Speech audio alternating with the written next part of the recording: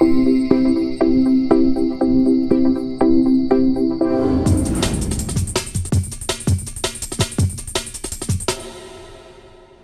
Vincent. Merci, merci. Donc Vincent, qui est sur Malte? On va commencer comme ça. Oui, non c'est Malte. Non c'est Malte. Alors j'ai mis à jour les slides, j'ai mis à jour la présentation du site, j'ai mis Malte partout. On va peut-être commencer par ça. Pourquoi tu as changé de nom là? Ça vous plaît ou pas? Je sais pas, soit ça te plaît le nom Malte Moi j'aime bien, je trouve ça sympa. Il y a plusieurs raisons en fait pour lesquelles on a changé. Là, on commence notre internationalisation, on lance en Espagne. En Espagne, Hopwork, ils avaient un peu de mal. Nous-mêmes, je crois que tu voulais parler après des grands comptes. Lorsqu'on arrive à l'accueil de grosses boîtes, à la défense, on avait un peu du mal. Et puis finalement, on était sur un nom très start-up, très start-upy. Souvent, quand on commence une boîte, on fait un nom un peu descriptif. Et on voulait quelque chose qui devienne une vraie marque. En plus, il y a plein de startups maintenant qui ont le mot work dans plein de domaines. Il y en a une que vous connaissez peut-être aussi, qui est aux États-Unis, qui était la fusion de deux plateformes de freelance, qui a pris un nom très proche d'une autre. Donc finalement, on a choisi, avant de vraiment commencer cette internationalisation, de changer de marque. Et on a travaillé ça en interne, on a travaillé ça avec des freelances aussi. Et on est arrivé sur quelque chose qui est un nom court, déclinable, qu'on peut retenir, qui fonctionne dans plein de langues. Et puis en plus, on a pu récupérer le .com, le .fr et la plupart des domaines dans tous les pays. Donc voilà, ça nous convenait bien. Donc maintenant, les URL Upwork et vos profils Upwork iront automatiquement dans tous les cas sur Malte, vous inquiétez pas. Alors, pour ceux qui ne connaissent pas, c'est quoi Malte aujourd'hui? Alors Malte, c'est une boîte qui a 4 ans, française. On est une soixantaine à travailler sur ce projet, entre Paris, Lyon, l'équipe tech est à Lyon, et puis l'équipe maintenant à Madrid. Derrière, c'est une communauté de 60 000 freelances. Il y en a à peu près maintenant entre 2500 et 3000 qui s'inscrivent par mois. Et l'idée, en fait, elle est venue... on est 3 cofondateurs. Moi, j'étais plutôt côté entrepreneur, start-up qui cherchait des freelances. J'ai créé ça avec 2 anciens freelances, développeurs Java, Jean-Baptiste et Hugo, qui eux cherchaient des missions.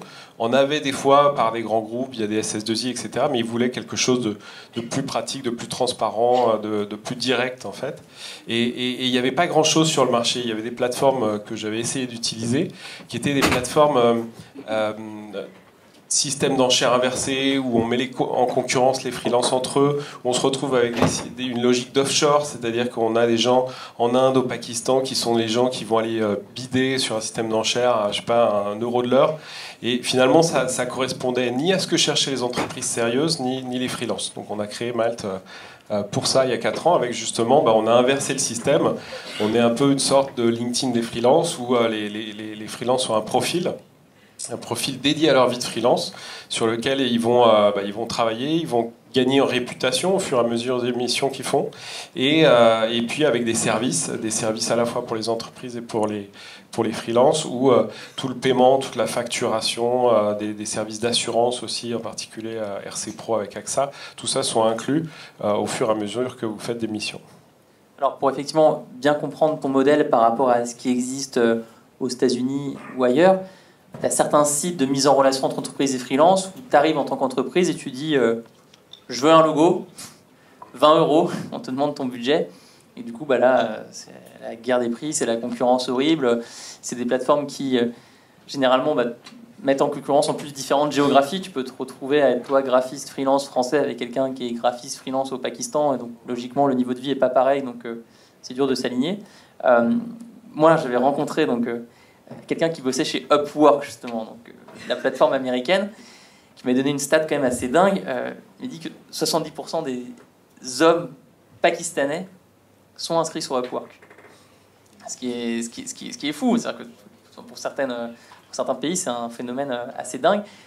Chez Malte, c'est pas possible. Je peux pas arriver en tant qu'entreprise et dire je veux un logo pour 20 €. C'est axé sur le freelance. Tu choisis un humain avec qui tu bosses.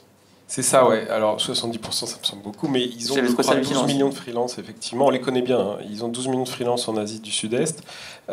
C'est pas du tout la même approche. Il y a Fiverr aussi qui est sur cette même logique. C'est effectivement une logique très concurrentielle, très internationale, très offshore. Et donc, ça se résume à faire des tâches qui sont des toutes petites tâches Parce que finalement, un truc qu'on peut faire depuis le Pakistan, sans parler, sans rencontrer son client, c'était ça aussi une de mes convictions profondes, c'est que quand moi je cherchais des freelances, j'avais une équipe avec des graphistes, des développeurs, je voulais des freelances qui viennent bosser avec nous. Je ne crois pas qu'on puisse tout faire à distance. Autant on croit au télétravail, nous-mêmes on travaille beaucoup comme ça, autant je pense que c'est très important de rencontrer son client.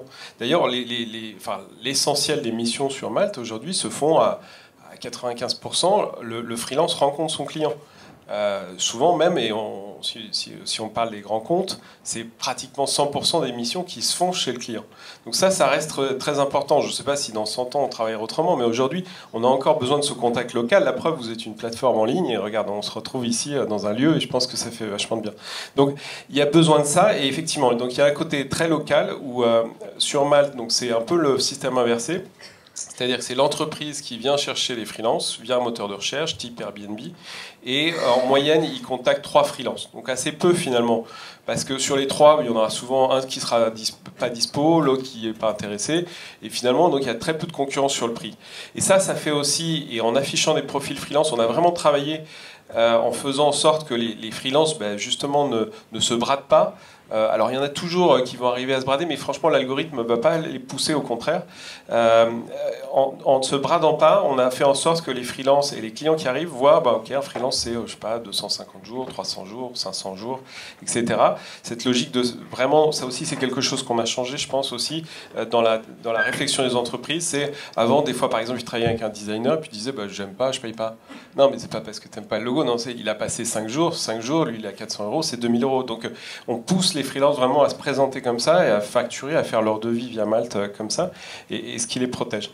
Donc effectivement, c'est un mode totalement inversé, et puis c'est un mode très local. Par exemple, là on commence en Espagne, on pourrait mettre à disposition des milliers de freelances français, c'est pas du tout l'idée. C'est-à-dire que les freelances, on part de zéro pratiquement.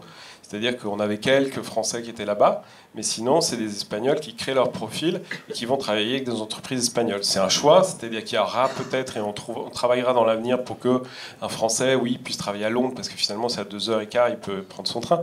Mais dans la 99% des cas, encore une fois, un freelance français travaille avec des entreprises françaises, un freelance espagnol travaille avec des entreprises espagnoles. Sur Malte, la plateforme m'évite la concurrence avec des géographies complètement différentes de la mienne. Oui, alors il y a toujours des cas qui essayent de passer à travers, mais finalement, c'est pas du tout. En fait, tout le marketing, tout le fonctionnement fait qu'on a des entreprises. Ça aussi, c'est un choix. On n'est pas sur la micro-entreprise. On n'est pas sur la boulangerie qui veut un logo à 50 euros. C'est très bien de faire ça. Et donc, il y a une offre qui est celle de Upwork, de Fiverr, etc. Nous, on est vraiment plus sur des vrais PME ou grandes entreprises. On est plutôt 10 employés et plus. Et des entreprises qui veulent du sérieux, qui sont prêts à payer pour ça, et qui recherchent, encore une fois, quelqu'un avec qui ils vont pouvoir travailler localement. J'avais justement cette question de Sophie, qui donc est freelance, et qui me disait, moi j'en ai marre d'avoir des petites boîtes en client, parce que souvent elles meurent, font faillite, sinon elles ne me payent pas, et c'est pas des missions régulières. Elle, c'est une freelance qui préférait avoir très peu de clients chaque année, mais sur des missions très long terme. Toi, sur Malte, comment tu as fait pour avoir des grandes entreprises? Comment tu les rassures? Parce que je suppose que tu fais l'intermédiaire quand même entre le freelance et la grosse boîte de la défense. Au début, très honnêtement, on s'adressait plutôt... Moi, je revenais de ma problématique de base. Je travaillais dans une PME ou une start-up. Je cherchais...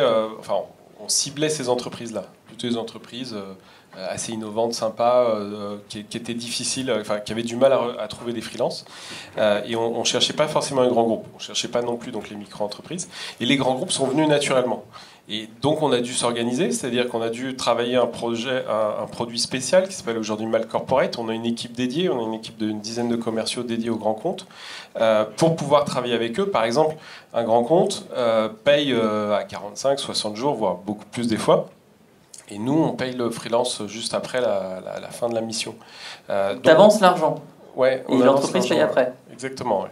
Donc il y a des services comme ça, que ce soit côté freelance ou côté client, qu'on a dû travailler avec les grandes entreprises. Et en fait, les grandes entreprises, c'est vrai que c'est... on a beaucoup de freelance, ils sont super contents d'avoir plein de projets avec différentes startups ou voire des petites boîtes. C'est très intéressant, mais ils sont aussi très contents d'avoir une mission des fois de 6 mois avec une grosse boîte à la défense. parce que c'est quand même, il faut le reconnaître, celles qui ont la capacité financière pour payer le plus en taux journalier, mais aussi qui vont prendre des missions justement sur 3, 4, 6 mois, voire un an. Donc c'est hyper intéressant. Donc au début, ce n'était pas forcément notre volonté première, ou du moins on s'était dit ça viendra après. Et puis rapidement, on a été assez étonnés de voir, je sais pas, des directions marketing de L'Oréal, de Sephora, des gens comme ça qui venaient. Parce que concrètement, si on se met de l'autre côté, pour ceux qui ont peut-être bossé dans les grands groupes, traditionnellement, ils ont quoi comme prestataires? Ils ont des agences, ils ont des SS2I, mais ces gens-là répondent partiellement à leurs besoins et de moins en moins bien. Je pense que la fameuse transformation digitale des entreprises, des grandes entreprises, c'est surtout une question justement de culture, et ils veulent faire venir cette culture dans l'entreprise. Lorsque vous demandez à Accenture de gérer tout pour vous, un projet, finalement, vous ne gardez pas cette connaissance, vous ne faites pas votre transformation digitale. Un exemple, par exemple, on travaille avec Carrefour. Carrefour a une cellule Big Data aujourd'hui de 50 personnes, 50 développeurs, rien que sur le Big Data. Historiquement, Carrefour, c'est un retailer, il disait l'IT, c'est pas mon métier, donc il sous-traitait à IBM, Capgemini, etc. Aujourd'hui, ils prennent dans cette cellule-là, il y a à peu près 50%, c'est des freelances. Et ces freelances, effectivement, c'est là où nous on intervient. C'est que pour un grand groupe, c'est très difficile, d'abord de les trouver, et ensuite de pouvoir faire tout le paiement, la contractualisation. Enfin, c'est impossible pour un département achat de traiter avec des centaines de freelances. Donc, pour eux, on leur sert de point de contact unique, commercial, de facturation, de contractualisation. On les rassure sur le fait que les freelances sont de bon niveau, ont tous les documents qu'il faut, légaux, pour pouvoir travailler avec eux.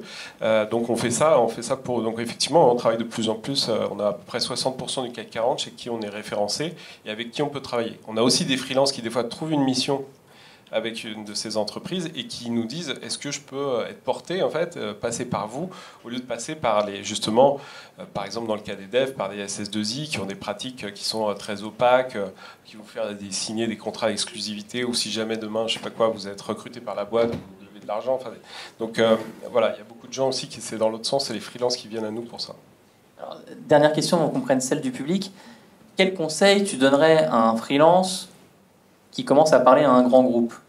Ça peut être assez intimidant d'arriver dans la tour de la défense, tu as plusieurs interlocuteurs, tu ne te sens pas forcément légitime. Comment être à l'aise dans ton boulot quand tu fais face à des grosses entreprises? Ouais, c'est une bonne question. Je pense que, en fait, déjà, plus tu fais ce type de mission, plus ce sera facile. On voit que, pour moi, les freelances, c'est des gens...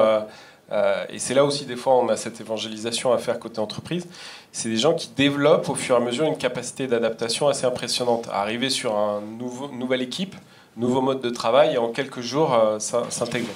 Donc je pense qu'il faut travailler ça. Je ne sais pas si c'est une formation que fait Live Mentor, mais c'est quelque chose qui, à mon avis, enfin nous on y réfléchit. Franchement, c'est pas notre vocation nous de faire des formations, mais on peut peut-être le faire ensemble, parce qu'effectivement toutes ces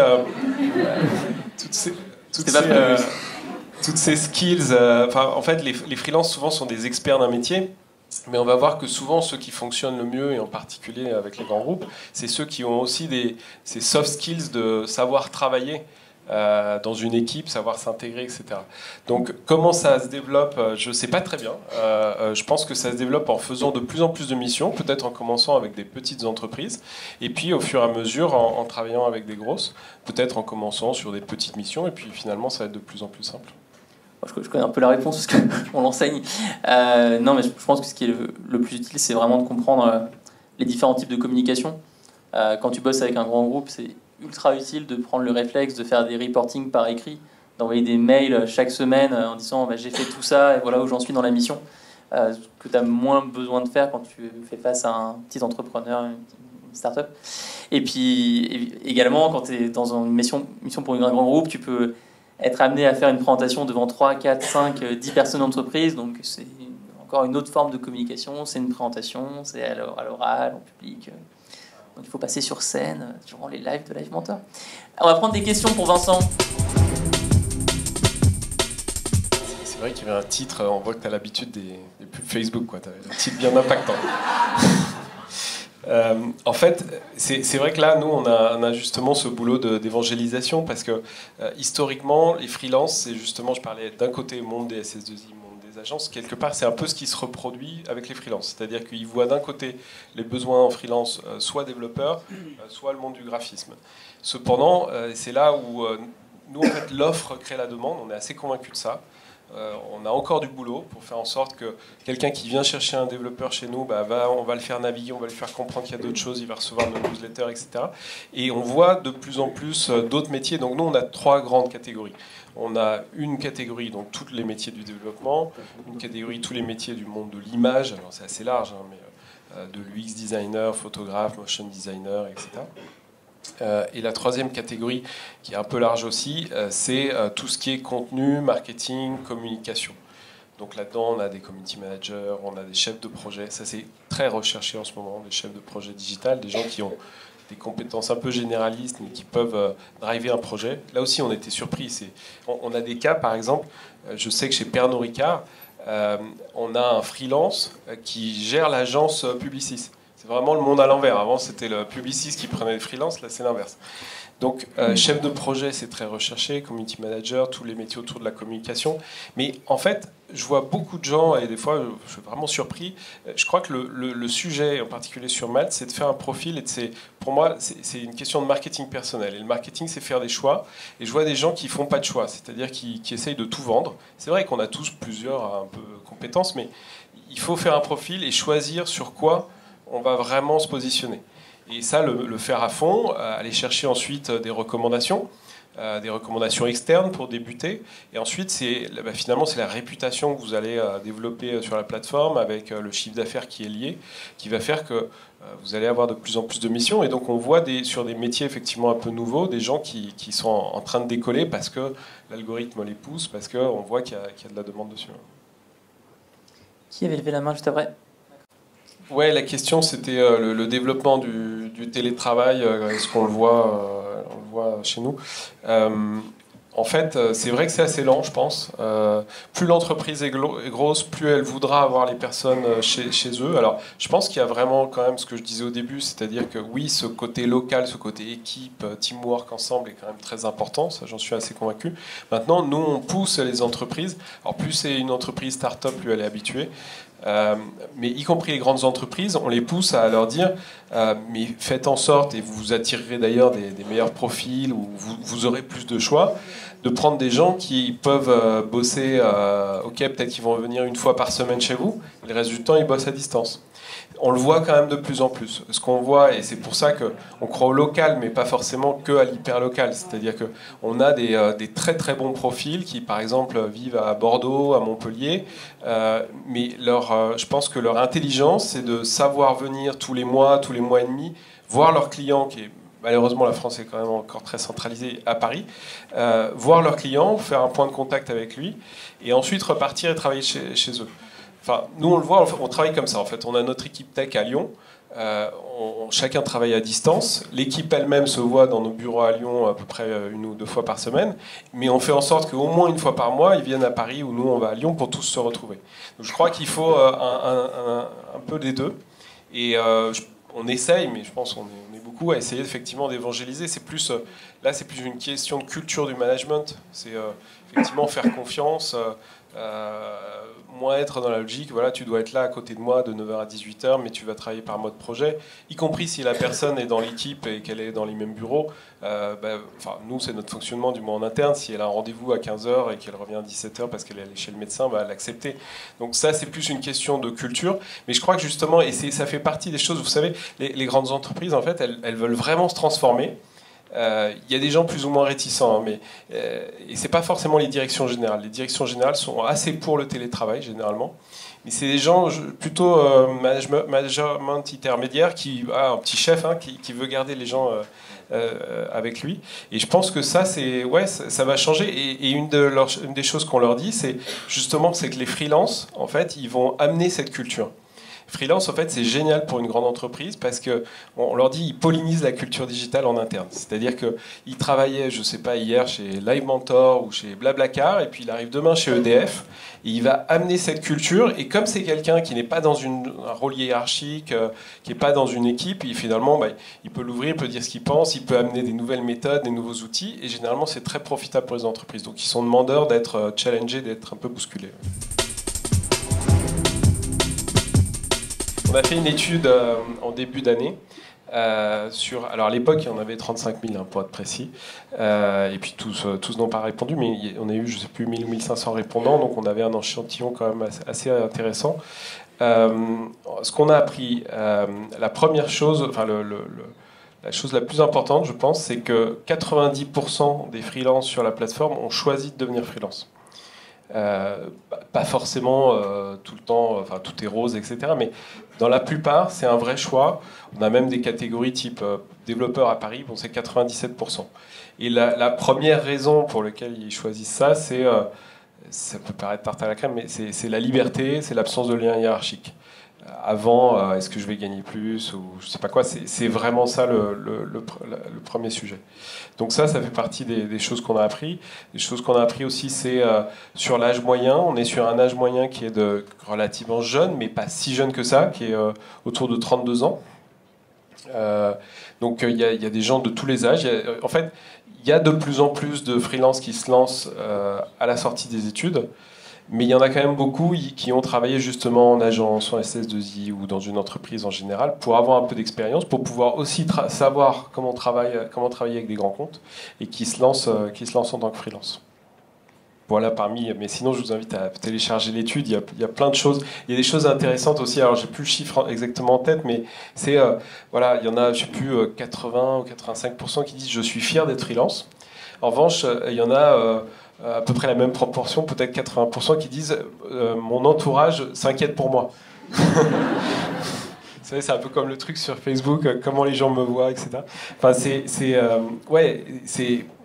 pour beaucoup de gens, c'est en train de changer là aussi.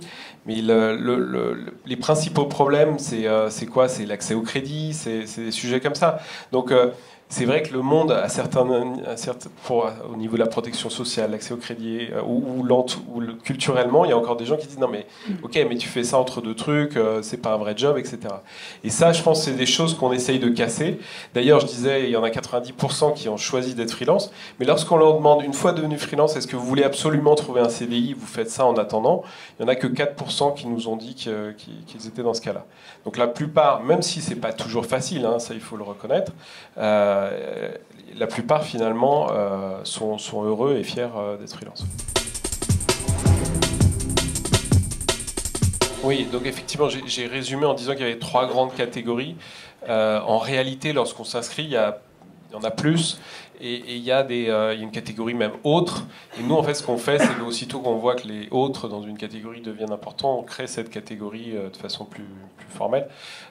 Donc oui, parce qu'on est surpris. Puis c'était par rapport à votre question aussi. On voit je sais pas, des gens dans le coaching RH, par exemple. On voit des fonctions support qui n'étaient pas avant en freelance, des acheteurs, par exemple. Département achat qui se mettent en freelance. On voit plein de nouveaux métiers comme ça, certains effectivement souvent qui sont des métiers qui peuvent être plutôt B2C, mais qui de temps en temps une entreprise a aussi besoin de ce type de freelance. Donc non, c'est assez.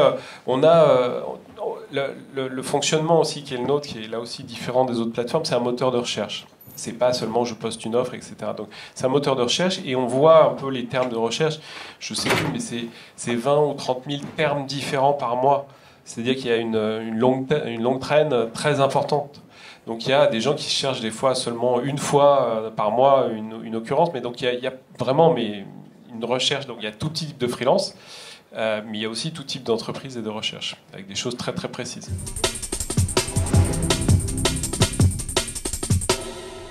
C'est pas si facile parce qu'effectivement il y a des centaines de métiers différents, et puis on est limité en termes. Enfin, mais c'est ce qu'on essaye de faire, c'est-à-dire ce cross-selling où les clients arrivent sur la plateforme et puis vont pouvoir aller voir qu'il y a d'autres métiers. C'est vraiment un des enjeux parce que souvent ils ont une vision un peu tunnel comme ça. Ils arrivent et puis en plus le site est assez simple à utiliser, donc ils arrivent, ils font leur recherche, ils trouvent, ils contactent et c'est fini. Et on essaye de leur faire voir à la fois sur le site, mais derrière en newsletter ou sur nos publicités, qu'il y a d'autres métiers. Mais c'est pas toujours évident de faire ça. Mais en tout cas, oui, on a un gros boulot de marketing en particulier l'année prochaine pour que l'offre finalement génère la demande.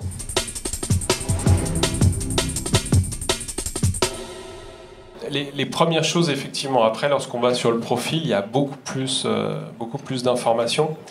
En fait, le fait d'avoir fait ça, c'est aussi ce qui a fait que ça a permis à beaucoup de freelances de pouvoir cartonner, de trouver des missions. C'est-à-dire que c'est de l'UX, en fait, c'est de l'ergonomie. C'est-à-dire que, effectivement, comme vous le disiez, on est habitué à, je sais pas, on va sur Amazon et puis c'est très simple. Et le rendre simple, ça a ses limites peut-être. Le rendre simple a permis aussi d'avoir un volume très important d'entreprises. On a 35 000 entreprises qui sont inscrites, qui viennent régulièrement faire des recherches et qui contactent des freelances. Donc le rendre simple, c'est une chose. Maintenant, notre algorithme, il essaye d'être intelligent. On a derrière aussi une équipe. On a une équipe qu'on appelle Freelance Experience, qui est l'équipe qui est dédiée à la communauté. C'est-à-dire qui va faire des webinars sur comment améliorer son profil, qui va faire des rencontres. On a des ambassadeurs de la communauté directement des freelances qui fait que, je sais plus, dans une vingtaine de villes en France, il y a des événements où les freelances se rencontrent entre eux. Parce que c'est une des choses aussi qu'on a vu, c'est que les freelances avaient besoin un peu de rompre cet isolement professionnel. Et puis, donc, on essaye d'améliorer ça. Et donc, notre algorithme va prendre en compte ça. On travaille pour l'année prochaine sur un programme, d'ailleurs, aussi de certification qui va, parce que c'est aussi une demande des entreprises, mais ça va être aussi à l'avantage des meilleurs freelances, de prendre en compte justement aussi ces qualités humaines, etc. Maintenant, les missions, le plus dur, je pense, c'est de commencer. Mais une fois que vous avez des missions, je crois que la note moyenne est de 4,8 sur 5. Elle est globalement très positive. Les missions, c'est vraiment ce qui va vous développer. Et la réputation, enfin, encore une fois, moi j'ai vu des gens en 1 an, ils ont doublé leurs tarifs. Des gens qui commençaient et qui n'avaient pas justement de réputation. Donc tout ça peut sembler très quantifié, mais les entreprises vont plus loin. Ils nous font confiance, c'est vrai, dans notre algorithme, mais aussi dans notre équipe d'account manager derrière, qui, elle, a une connaissance plus fine des freelances, plus humaine, on va dire. Ils nous font confiance pour leur recommander des profils. Mais ensuite, ils ne regardent pas que ça. Encore une fois, je reviens sur le sujet des tarifs. On s'adresse à des entreprises plutôt PME et grands comptes. On s'adresse à des gens qui sont prêts à payer pour ça, pour de la qualité. Et ils ne sont pas du tout dans une logique de mise en concurrence. Et d'ailleurs, on essaye même de modérer. Il y a une modération qui est faite côté entreprise. Il y a une note aussi que les freelances mettent à la fin aux entreprises. On essaye de faire une modération pour que les projets pourris, en fait, ils passent pas, ils n'arrivent pas aux freelances et ils leur fassent pas perdre de temps et qu'ils n'aillent pas travailler pour rien. Donc on travaille en tout cas sur tout ça. Ouais. Top. Merci Vincent, on peut l'applaudir très fort.